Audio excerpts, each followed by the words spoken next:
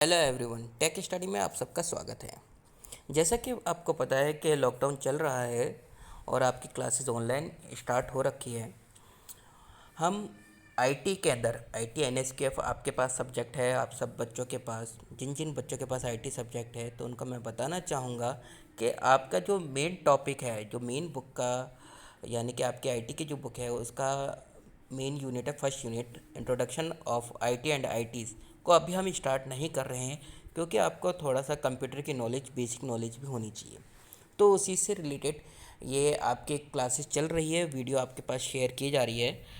तो previous class में हमने फंडामेंटल ऑफ कंप्यूटर सिस्टम के अंदर हमने पढ़ा था, इंट्रोडक्शन ऑफ कंप्यूटर के बारे में पढ़ा था। उसको हमने 2 वीडियो में कवर करा है, तो वो डिस्क्रिप्शन में मैं आपको लिंक दे दूँगा आज की वीडियो क्लास के अंदर। तो उस पर जाके क्लिक करके आप उसको समझ सकते हो, पढ़ सकते हो, और उसके साथ इम्पोर्टेंट क्वेश्चन आंसर भी है जिसको देखकर आप कंप्यूटर के बारे में नॉलेज हासिल कर सकते हो। तो चलिए आज की वीडियो में हम करेंगे पार्ट्स ऑफ कंप्यूटर सिस्टम के बारे में। ठीक है, तो उसको ध्यान से आपको समझना है। तो स्टार्ट करते हैं स्टूडेंट्स। तो पार्ट्स ऑफ कंप्यूटर सिस्टम के अंदर सबसे पहले हम इनपुट डिवाइसेस के बारे में देखेंगे। इनपुट डिवाइसेस होता क्या है? Input devices are used to provide information to a computer. जो डिवाइस कंप्यूटर को इंफॉर्मेशन प्रोवाइड करते हैं, जैसे कि typing a letter, letter type करके या इंस्ट्रक्शन देकर कंप्यूटर के अंदर, वो इनपुट डिवाइसेस कहलाए जाते हैं। ठीक है, अब वो कैसे देंगे? अलग अलग तरीके से होता है, अलग अलग डिवाइस होते हैं, उनकी मदद से होता है। तो पहला डिवाइस आता है हमारे पास माउस। माउस एक तरह का डिवाइस होता है जिसमें लेफ्ट एंड राइट बटन होता है। लेफ्ट बटन काम क्या करता है? सेलेक्ट करने के लिए काम आता है, किसी भी आइटम को सिलेक्ट करना है या फिर इंस्ट्रक्शन प्रोवाइड करनी हो, उस काम आता है। By clicking an active area on the screen, जो भी स्क्रीन पर जो एक्टिव एरिया होगा जहाँ पे क्लिक करने से कोई आपको इन्फॉर्मेशन मिल रही है, उस पर क्लिक करने पर। ठीक है, उसके बाद आता है राइट बटन। इसके अंदर राइट बटन क्या काम करता है? ये एक menu button, menu item open करता है। उसके अंदर डिफरेंट टाइप के ऑप्शन होते हैं जहाँ से आप उस मतलब कि किसी भी चीज़ को कट कर सकते हो, कॉपी पेस्ट, कॉपी कर सकते हो, पेस्ट कर सकते हो, या फिर आप उसको रीनेम भी कर सकते हो। ठीक है, मेन्यू बार ओपन होता है उसके थ्रू। तो ये बेसिकली ये काम आता है, इसके थ्रू आप इंफॉर्मेशन को कंप्यूटर के अंदर डाल सकते हो। ठीक है, क्लिक करके। तो लेफ्ट और राइट बटन होते हैं इसमें।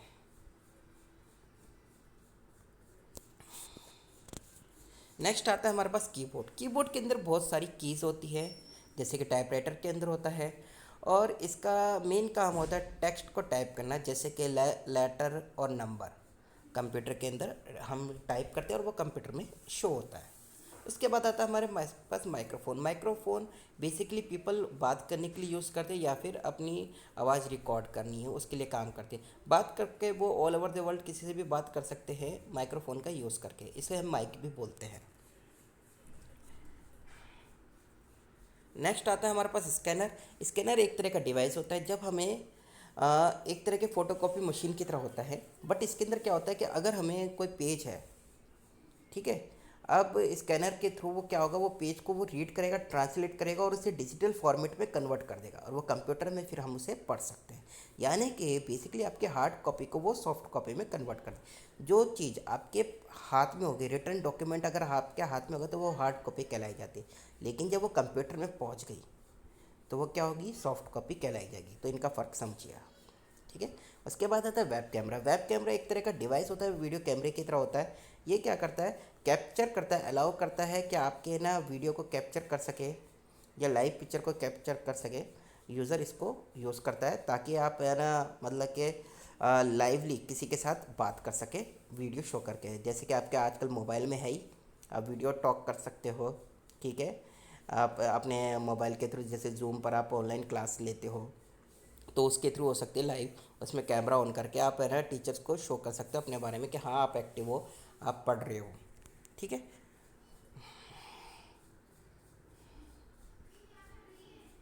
उसके बाद आता है स्टाइलिस। स्टाइलिस एक तरह का, ये क्या होता है? एक पॉइंटिंग डिवाइस होता है सिमिलर टू पेन। ये पेन की तरह होता है और ये बेसिकली सिलेक्शन कम करने का काम आता है या फिर इंफॉर्मेशन को एंटर करने का काम आता है। बस उसे टैप करना पड़ता है स्टाइलिस को, ये पेन की तरह से उसे स्क्रीन पर टैप कीजिए और सेंसिटिव सरफेस होता है, एरिया होता है, सिर्फ उसी पर टैप करके इसके थ्रू आप इंफॉर्मेशन को इंसर्ट कर सकते हो, ठीक है, एंटर कर सकते हो या सिलेक्शन कर सकते हो। ये काम आता है कहाँ पे आता है, ये एक पीडीए डिवाइस होता है, पर्सनल डिजिटल असिस्टेंट डिवाइस होता था, पुराने ज़माने में आता था, आज भी आता है। इसमें सिर्फ बुक हम रीड करते थे और ये बहुत ही हल्का होता है और यह हाथ में हम इजीली पकड़ सकते हैं। ये कंप्यूटर पाम टॉप कंप्यूटर भी इसे बोला जाता है, पीडीए को, ठीक है। और ये कई सारे मोबाइल के साथ भी आता था, स्टाइलिश। अब आता है, नेक्स्ट आता है ट्रैक बॉल। ट्रैक बॉल क्या होता है, ये भी एक तरह का पॉइंटिंग डिवाइस होता है, ये माउस की तरह होता है, बट इसके अंदर क्या होता है, लेफ्ट और राइट बटन नहीं होता है, इसमें एक ट्रैक बॉल होती है, इसके थ्रू हम रोटेट करते हैं कर्सर को। कर्सर क्या होता है कि जब स्क्रीन पे दिखाई देता है, एक छोटा सा तीर से दिखाई देता है, वो कर्सर होता है, तो उसको हम कर्सर कहते हैं, ठीक है। या फिर लाइन सी होती है, ब्लिंक करती है, जब हम कंप्यूटर किसी सॉफ्टवेयर में टाइप करें तो लाइन ब्लिंक होती है, तो वो कर्सर कहलाया जाता है।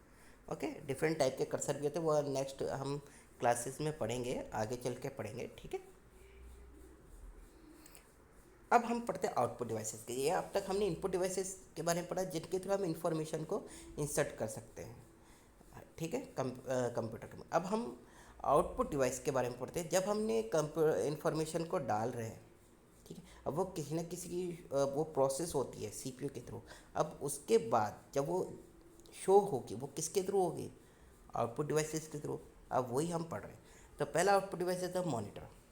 ये एक टेलीविज़न की तरह होता है और ये इन्फॉर्मेशन को डिस्प्ले करने का काम आता है विजुअल फॉर्म में, टेक्स्ट एंड ग्राफिक के अंदर होता है। यूजिंग मतलब टेक्स्ट और ग्राफिक का यूज़ करके ये विजुअल फॉर्म में हम लोगों को दिखाई देता है, इंफॉर्मेशन को डिस्प्ले करता है, ठीक है। इसके ये क्या करता है, जब कीबोर्ड से हम टाइप कर रहे हैं या माउस से क्लिक कर रहे हैं या फिर हम कोई पेन ड्राइव लगा के वीडियो प्ले कर रहे हैं, तो किसके थ्रू नजर आएगा, मॉनिटर के थ्रू। ऑब्वियसली वही तो दिखाएगा, मॉनिटर ही दिखाई देगा, ठीक है। इसके बाद आता है प्रिंटर। अभी हमने इनपुट डिवाइसेस में स्कैनर को पढ़ा। स्कैनर क्या करता है कि वो कोई भी हार्ड कॉपी होती है, यानी कि पेज वेज होता है, उसको स्कैन करता है और उसे क्या कहते हैं, सॉफ्ट कॉपी में कन्वर्ट कर देता है, यानी कि डिजिटल कॉपी बना देता है कंप्यूटर के अंदर सेव करके। लेकिन जब आप उसी डिजिटल कॉपी को या फिर स्कैन करने के साथ ही तुरंत ही आप प्रिंट आउट निकालना चाहते हैं, तो वो कौन निकालेगा, वो प्रिंटर निकालता है। प्रिंटर की मदद से आप ट्रांसपेरेंसी फिल्म भी निकाल सकते हो, ठीक है। स्पीकर एंड हेडफोन, ये काम क्या करता है, अगर आपको ऑडियो सुननी है तो उसके लिए हेडफोन स्पीकर ही काम आते हैं। आप माइक्रोफोन के थ्रू रिकॉर्ड कर सकते हो, लेकिन अपनी आवाज़ को वापस सुनना है तो उसके लिए स्पीकर होना चाहिए ज़रूर, ठीक है। ये एक्सटर्नल भी होता है, इनबिल्ट भी होता है। उसके बाद आता है हमारे पास सीपीयू और साथ में हम मेमोरी के बारे में पढ़ेंगे। सेंट्रल प्रोसेसिंग यूनिट होता है। ये काम क्या करता है, ये device that interpret and run, ये डिवाइस इंटरप्रेट करता है, यानी कि एक्सप्लेनेशन देता है दूसरे डिवाइसेस को, ठीक है, और रन करता है कमांड के ऊपर, that give you to computer. जो भी आप कमांड दे रहे हो कंप्यूटर के अंदर अपने इनपुट डिवाइसेस के थ्रू, तो उस पर इंटरप्रेट करेगा, उससे समझेगा और उस कमांड को रन करेगा, ठीक है। तो वो किसकी मदद से होता है, सीपीयू की मदद से। सीपीयू कंप्यूटर की कंट्रोल यूनिट कहते हैं। सीपीयू का मतलब कंप्यूटर की कंट्रोल यूनिट होती है और इसे प्रोसेसर भी कहा जाता है, ओके। अब सीपीयू में मेमोरी होती है, जहाँ पे इंफॉर्मेशन स्टोर्ड होती है और रिट्राइव होती है सीपीयू के अंदर, वो मेमोरी कहलाई जाती है। बेसिकली यहाँ पे 3 तरह की मेमोरी होती है, रैम, रोम और फ्लैश मेमोरी। बट एक मेमोरी और होती है हार्ड डिस्क, वो भी मेमोरी की कैटेगरी में काउंट की जाती है, लेकिन उसे स्टोरिंग डिवाइस भी कहा जाता है, ठीक है। तो आप मेमोरी 3 टाइप की बोल सकते हैं, RAM, ROM and flash memory, और आप हार्ड डिस्क को स्टोरिंग डिवाइस भी बोल सकते हो, ओके। आपके मोबाइल में जब आप है ना हार्ड डिस्क काउंट करते हो, तो हार्ड डिस्क है ना वो रैम के रूप में ही उसको हम काउंट करते हैं कि है ना रैम ही आपके हार्ड डिस्क है, जहाँ पे आप स्टोर कर रहे हो डाटा को, ठीक है ना। बट यहाँ पे रैम अलग होता है कंप्यूटर के अंदर। तो रैम का मेन मकसद क्या होता है, ये एक मेन मेमोरी होती है और ये क्या कहती है, टेम्परेरी स्टोरेज कमांड होती है, command and data. The CPU reads data command from RAM to perform specific task. CPU क्या करता है, रीड करता है जो भी कमांड रैम के अंदर स्टोर है और एक स्पेसिफिक टास्क परफॉर्म करता है। जैसे कि आप टाइप कर रहे हो कंप्यूटर में, ठीक है, आप टाइप कर रहे हो, आपने कट करा तो वो कहीं ना कहीं तो पेस्ट है, तो वो किसके थ्रू हो रहा है, वो रैम के थ्रू हो रहा है। टाइप हो रहा है, जो स्पीड बन रही है वो किसके थ्रू बन रही है, रैम के थ्रू बन रही है। स्लो कंप्यूटर चल रहा है किसकी मदद से चल रहा है, रैम की मदद से चल रहा है। अगर फास्ट चलेगा तो रैम की वजह से चल रहा है। ठीक है, तो जो भी आपका डाटा हो रहा है कंप्यूटर ऑन होने के बाद, तो उसके ऊपर टास्क परफॉर्म किया जा रहा है बाद में। ठीक है ना, वो सीपीयू की मदद से किया जा रहा है, और जो डाटा स्टोर हो रहा है वो रैम के अंदर हो रहा है।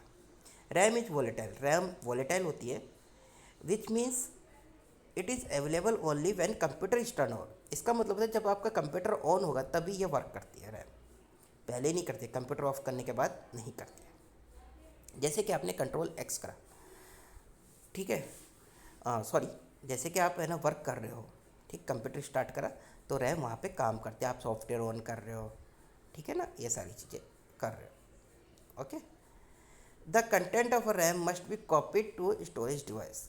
जो कंटेंट होता है रैम का वो आप कॉपी कर सकते हो और उसे स्टोरेज डिवाइस में सेव कर सकते हो। ठीक है, जैसे आपने टाइप करा, आप कट करके या फिर सेव कर रहे हो, आपने टाइप कर लिया, वो कहाँ पे रैम में सेव होता जा रहा है। ठीक है ना, रैम में सेव होता जा रहा है, और फिर उसके बाद जब आप उसे सेव करोगे, अगर आपने सेव नहीं करा तो वो थोड़ी देर तक रहता है रैम के अंदर, रहता है मेमोरी में। जब तक आपका कंप्यूटर ऑफ नहीं हो रहा तब तक वो रैम में रहता है उस समय तक, है ना। जैसे आपने कंट्रोल एक्स कर दिया तो वो रैम में रहेगा, ठीक है ना। और जब आप पेस्ट करोगे कंट्रोल वी, तब वो स्टोरिंग डिवाइस में पेस्ट हो गया कहीं पर, अगर आप स्टोरिंग डिवाइस में पेस्ट करते हो। ठीक है, आ गया था रोम, रीड ओनली मेमोरी। ये भी थोड़ा सा रैम की तरह होती है, लेकिन इसका वर्क थोड़ा अलग होता है।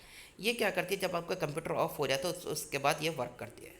ये नॉन वोलेटाइल होती है, और इसका मतलब होता है जब आपका कंप्यूटर ऑफ हो गया तो भी ये वर्क करती है। ये एक परमानेंट मेमोरी होती है जिसका हम हटा नहीं सकते हैं। That is use to commonly use to store command, ये कमांड को स्टोर करने के काम आती है। Such as command that check whether everything is working properly. ये क्या करती है, ये चेक करती है कि सब कुछ सही ढंग से चल रहा है या नहीं चल रहा है। रोम बताती है, सपोज करो कि आप कंप्यूटर पे टाइप कर रहे हो और आपका कंप्यूटर शट डाउन हो गया। आपने वो यूपीएस नहीं लगा रखा, यूपीएस होता है पावर बैकअप होता है, अगर वो नहीं लगा रखा तो आपका कंप्यूटर तुरंत ही शट डाउन हो जाएगा, लाइट चली गई तो आपका कंप्यूटर बंद हो गया ऑटोमेटिक। अब जो टाइप कर रहे हो वो तो आपको डर लगेगा कि वो डिलीट ना हो जाए, लेकिन रोम उस चीज़ को बचा के रख लेता है। आप कंप्यूटर ऑन करते हो, आपके कई सारे सॉफ्टवेयर में इस तरह की फैसिलिटी है। आप एम एस वर्ड में टाइप कर रहे हो, न्यू वर्जन का सॉफ्टवेयर है, और उसमें टाइप करते करते कंप्यूटर बंद हो गया, तो आप है ना वापस ऑन करोगे तो वहीं से आप रिकवर करोगे, तो वहीं से वो डाटा आपको शो कर देगा। तो रोम इस तरह से मदद करता है, और साथ साथ वो कंप्यूटर के चेक भी करता है कि वो प्रॉपरली वर्क कर रहा है या नहीं कर रहा। और ये नॉन वोलेटाइल होता है, कंप्यूटर ऑफ होने के बाद भी वर्क करता है, ये परमानेंट होता है, ध्यान में रखना है हमें। ठीक है, और जब आप नया कंप्यूटर लेते हैं तब ये रोम काम भी, ये इस चीज़ के लिए काम भी करता है कि सभी डिवाइस को अच्छी तरह से प्रॉपरली कनेक्ट कर सके। फिर आती है फ्लैश मेमोरी, ये भी एक नॉन वॉलेटाइल मेमोरी होती है, और ये क्या करती है, रिटेन करती है डाटा को कंप्यूटर टर्न ऑफ करने के बाद में। जैसे like in ROM you can erase or modify store information, जैसे रोम के अंदर कर सकते हैं वैसे आप मॉडिफाई भी कर सकते हैं, स्टोर भी कर सकते। कई कंप्यूटर में फ्लैश मेमोरी होती है। ठीक है, अब आता है मदरबोर्ड। मदरबोर्ड एक तरह का सर्किट बोर्ड होता है जो कि कंप्यूटर के अंदर लगता है, और इसके अंदर इलेक्ट्रॉनिक सर्किट और अदर कंपोनेंट होते हैं।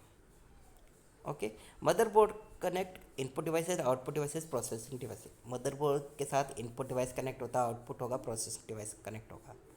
ठीक है, जो कि बताता है कि सीपीयू को बताता है कि कैसे रन करना है, कैसे चलना है। ठीक है ना, अगर मदरबोर्ड नहीं होगा तो सारे डिवाइस कनेक्ट ही नहीं हो पाएंगे एक दूसरे से। Other component on the motherboard are the, जो दूसरे कंपोनेंट होते हैं, हम इसके अलावा भी और भी कंपोनेंट लगा सकते हैं, जैसे वीडियो कार्ड। अगर आपका वीडियो डिस्प्ले सही से नहीं चल रहा तो आप अलग से वीडियो कार्ड भी लगा सकते हो। साउंड कार्ड, साउंड आपका ख़राब हो गया मदरबोर्ड का और बहुत खर्चा आ रहा है तो अलग से सेपरेटली आप साउंड कार्ड भी लगा सकते हो। ठीक है ना। एंड द सर्किट्स, कई सारे सर्किट्स भी होते हैं that allow a computer to communicate with device like printer, और कई सारे सर्किट भी होते हैं जो कि अलाउ करते हैं कि आप दूसरे डिवाइसेस को कनेक्ट कर सकें, और जैसे कि आप प्रिंटर को कनेक्ट कर सकते हो। Motherboard is sometimes called system board, motherboards को कई बार हम सिस्टम बोर्ड भी कहते हैं। अब आता है एक्सपेंशन कार्ड। एक्सपेंशन कार्ड क्या होता है, ये एक तरह का सर्किट बोर्ड की तरह ही होता है, बेसिकली ये मदरबोर्ड के साथ अटैच होता है ताकि हम एक्स्ट्रा फीचर ऐड कर सकें। ये वीडियो डिस्प्ले का काम भी करता है, ऑडियो का भी काम करता है। अलग अलग एक्सपेंशन कार्ड होते हैं जो कि काम करते हैं। एक्सपेंशन कार्ड को हम एक्सपेंशन बोर्ड भी बोल सकते हैं। अब डिफरेंट टाइप के एक्सपेंशन कार्ड यानी कि एक्सपेंशन बोर्ड के बारे में पढ़ेंगे। वीडियो कार्ड पहला आता है। जैसे कि आपको कई सारी गेम्स होती है उसमें कहते हैं कि है ना ग्राफिक कार्ड है ना दूसरा लगाइए, बोला जाता है कि ग्राफिक कार्ड हैवी होना चाहिए, तो उसके लिए हम वीडियो कार्ड का यूज़ करते हैं जिसे हम ग्राफिक कार्ड भी कहते हैं, ताकि मॉनिटर पे अच्छी तरह से वो स्क्रीन शो कर सके। उसके बाद आता है हमारे पास NIC card, network interface card आता है। अगर आपका इंटरनेट नहीं चल रहा है, नेटवर्क इंटरनेट की प्रॉब्लम आ रही है, तो आप NIC कार्ड का यूज़ कर सकते हैं। इसके थ्रू हम फ़ोन लाइन को कनेक्ट कर सकते हैं, ठीक है। या फिर हम इसके थ्रू एक कंप्यूटर को दूसरे connect to the computer to other information can be exchange between that, यानी कि एक कंप्यूटर को दूसरे कंप्यूटर के साथ कनेक्ट भी कर सकते हैं ताकि हम इंफॉर्मेशन को एक्सचेंज कर सकें। साउंड कार्ड भी इसी तरह से ये क्या करता है, ऑडियो सिग्नल को कन्वर्ट करता है माइक्रोफोन या फिर ऑडियो टेप और अदर सोर्स में कन्वर्ट करता है, ताकि ये और डिजिटल सिग्नल में कन्वर्ट करके शो करता है और ऑडियो फाइल में ये सेव करता है। बेसिकली जैसे आपका साउंड डिवाइस काम नहीं कर रहा है तो आप साउंड कार्ड का यूज़ कर सकते हो, ठीक है ना। यू कैन कनेक्ट, आप इसके साथ माइक्रोफोन स्पीकर ये सब कनेक्ट कर सकते हो। जैसे आपका मदरबोर्ड का साउंड कार्ड ख़राब हो गया या फिर जो पोर्ट्स है वो ख़राब हो गए, वर्क नहीं कर रहे और उसमें काफ़ी हैवी चार्जेस लग रहे, तो आप एडिशनल साउंड कार्ड लगा के आप अपने स्पीकर और हेडफोन को कनेक्ट कर सकते हो। उसके बाद आता है स्टोरिंग डिवाइस यानी कि स्टोरेज डिवाइस। स्टोरेज डिवाइस भी बहुत सारे होते हैं तो उसके बारे में पढ़ेंगे। You can use storage device to store computer information. आप स्टोरेज डिवाइस का यूज़ कर सकते हो ताकि कंप्यूटर इन्फॉर्मेशन को स्टोर कर सको। Storage device can be divided in two types. एक स्टोरेज डिवाइस दो टाइप में डिवाइडेड है। एक तो है हमारा इंटरनल स्टोरेज डिवाइस, दूसरा है हमारा एक्सटर्नल स्टोरेज डिवाइस। कई सारे कॉमन स्टोरेज डिवाइसेस है, जैसे कि पहला हार्ड डिस्क है, ये एक मैग्नेटिक डिस्क भी बोला जाता है। ये मेन स्टोरेज डिवाइस होता है कंप्यूटर का, और एक्सटर्नल भी होता है और इंटरनल भी होता है। इसमें आप सेव करते हैं अपने डाटा को, और ये जैसे GB में भी आता है, TB में भी आता है, MB में भी आता है, ठीक है। दूसरा स्टोरेज डिवाइस है हमारा फ्लॉपी डिस्क। ये बहुत पुराने टाइम में हम यूज़ करते थे इसका, और इसके अंदर बहुत ही कम अमाउंट का डाटा आता था। और ये इसका डिसएडवांटेज ये तो ये इजीली डैमेज हो जाती थी। इसकी जो मैग्नेटिक होती थी, मैग्नेटिक लगा रहता था, वो हीट और डस्ट से ईजिली ख़राब हो जाती थी। और ये पुराने टाइम में इसको बहुत ही कम डाटा इसमें स्टोर किया जाता था और ले जाते थे हम इसके थ्रू। उसके बाद आता है CD-ROM। CD-ROM क्या करता है कि अगर आपको डाटा 4 टाइम आप डाटा इसमें ज़्यादा स्टोर कर सकते हो in comparison to floppy disk, ठीक है। यानी कि 400 से ज़्यादा, मतलब कि फ्लॉपी डिस्क के अकॉर्डिंग अगर फ्लॉपी डिस्क में अगर आप एक इमेज स्टोर कर रहे हो तो इसमें 400 आप इमेज स्टोर कर सकते हैं। इतना वर्क करता है ये CD-ROM। CD-ROM के थ्रू आप CD के अंदर स्टोर कर सकते हो। कॉम्पैक्ट डिस्क, CD का मतलब होता है कॉम्पैक्ट डिस्क। CD-ROM क्या काम करता है, CD के अंदर डाटा स्टोर करने के काम आता है, और ये आसानी से डैमेज भी नहीं होती है। उसके बाद इससे हैवी स्टोरिंग डिवाइस आया DVD-ROM। इसके थ्रू हम DVD के अंदर स्टोर कर सकते हैं। ये भी CD-ROM की तरह सिमिलर होता है, लेकिन इसमें लार्ज अमाउंट ऑफ डाटा हम डाल सकते हैं। CD में सपोज़ करो अगर 1 GB की मूवी डाल सकते हैं, तो DVD में हम 4 GB तक की मूवी डाल सकते हैं, ठीक है। पोर्ट्स एंड कनेक्शन के बारे में देखेंगे। तो पोर्ट्स क्या होता है, ports is a channels through which, ports वो चैनल्स होते हैं जिसके ज़रिए हम डाटा को ट्रांसफ़र कर सकते हैं input and output devices and processor के बीच में, ठीक है। पोर्ट्स की मदद से ही होता है, बिना पोर्ट्स के आप कुछ नहीं कर सकते। तो पहला पोर्ट्स आता है USB पोर्ट। USB पोर्ट जैसे कि आप आजकल देखते हो ना, आप अपने पेन ड्राइव लगाते हो वो कहाँ लगाते हो, उस USB पोर्ट के अंदर ही लगाते हो। या फिर आप कीबोर्ड का माउस का पोर्ट लगाते हो तो वो USB पोर्ट भी लगता है। तो USB का मतलब होता है यूनिवर्सल सीरियल बस। ये एक यूनिवर्सल सीरियल बस इसका फुल फॉर्म है। इसका मेन वर्क क्या होता है, you use this to connect variable devices. आप वेरिएबल डिवाइसेस को कनेक्ट कर सकते हो, जैसे कि माउस, मॉडेम एंड कीबोर्ड, और साथ में प्रिंटर भी, आजकल के प्रिंटर को भी आप USB के थ्रू कनेक्ट कर सकते हो, ठीक है। फिर आता है फायरवायर। ये एक तरह के फायर वायर होती है, इसके लिए फायर वायर का पोर्ट होता है, लेकिन इसकी स्पीड ये डिजिटल कैमरे के साथ होती है वायर, और जो इसकी स्पीड होती है स्टोर करने की, ये यूएसबी के कंपैरिजन में फास्टर होती है। उसके बाद आता है नेटवर्क पोर्ट। ये काम करता है कि कई सारे कंप्यूटर को कनेक्ट करने के काम करता है आपस में, ठीक है, और इसके थ्रू हम इंफॉर्मेशन को एक्सचेंज भी कर सकते हैं। आगे आता है parallel port and serial port. You use this port to connect printer. आप इन पोर्ट का यूज़ कर सकते हैं ताकि आप प्रिंटर को कनेक्ट कर सके और दूसरे पर्सनल कंप्यूटर को कनेक्ट कर सके इन पोर्ट का यूज़ करके। हाउएवर, लेकिन हम कह सकते हैं यूएसबी पोर्ट इज़ नाउ, आज के टाइम पे यूएसबी को ज़्यादा प्रेफर किया जा रहा है, ठीक है, ताकि हम दूसरे फेरेबल डिवाइसेस को कनेक्ट कर सकें। और कई सारे डिवाइसेस में यूएसबी ही आ रहा है, यूएसबी वायर आ रही है, और ये क्योंकि ये बहुत थोड़ा फास्ट है यूएसबी, और ये आसानी से इसे हम यूज़ कर सकते हैं। जबकि क्या होता है, जैसे दूसरे जो पोर्ट होते हैं पैरेलल पोर्ट और ये सीरियल पोर्ट, क्या होता था, इनकी जो पिन होती थी, वायर की पिन होती थी, कई बार मुड़ जाती थी और वर्क नहीं कर पाती थी, तो उसमें नुकसान होता था कई बार, हमेशा। तो इस तरह के सीरियल पोर्ट आज भी आप देखने को मिलेंगे, आपके सीपीयू में लगे रहते हैं। सीरियल पोर्ट ये इस तरह से होता है, एक पैरेलल पोर्ट दे रखा है और एक PS/2 पोर्ट है, यानी कि माउस और कीबोर्ड का, और गेमिंग पोर्ट है। लेकिन इनमें कमी ये होता है, अगर एक पिन पे इनके मोड़ की तो वर्क नहीं कर पाता है। आगे आता है डिस्प्ले अडेप्टर। ये डिस्प्ले करने के काम आता है वीडियो सिग्नल, अगर आपको कंप्यूटर स्क्रीन तक ट्रांसफ़र करनी है, सीपीयू से आप कनेक्ट करते हो मॉनिटर से, तो डिस्प्ले अडेप्टर काम आता है, ठीक है। पावर केबल क्या करता है, ये डायरेक्ट करंट देता है। Motherboard and other component inside computer use direct current. ये क्या करते हैं, डायरेक्ट करंट यूज़ करते हैं, डीसी यूज़ करते हैं, ठीक है। डीसी और एसी का मतलब आपको समझना है। अब power supply takes alternative current. Power supply क्या करती है, एसी करंट लेती है, यानी कि डायरेक्ट स्विच बोर्ड से करंट लेती है एसी, ये उसे अल्टरनेट करंट बोलते हैं। और जब वो उसे कन्वर्ट करके दूसरे तक भेजती है, ठीक है ना, तो वो क्या कहलाई जाती है, डीसी, ठीक है। अल्टरनेट करंट लेते हैं और उसे डायरेक्ट करंट में कन्वर्ट करके उसे भेजती है दूसरे डिवाइस तक अपने उसमें। कई बच्चे क्या करते हैं, जो डायरेक्ट प्लग से लगा हुआ तो उसे डीसी बोलते हैं क्योंकि डायरेक्ट लिखा हुआ है, लेकिन इसको उल्टा लेके चल रहा है। एसी होती है जब हमारे पावर सप्लाई से मतलब कि जो हमारे मेन स्विच बोर्ड से कनेक्ट होती है तो उसे एसी बोला जाता है, और जब उसको कन्वर्ट करके भेजती है पावर सप्लाई तो उसे डीसी बोला जाता है, ठीक है, यानी कि डायरेक्ट करंट बोला जाता है। इससे क्या होता है, आपका डिवाइस जल्दी ख़राब नहीं होते हैं, आपके जो पोर्ट्स है वो सही सलामत रहते हैं अगर आप एसएमपीएस का यूज़ करते हो तो, ठीक है।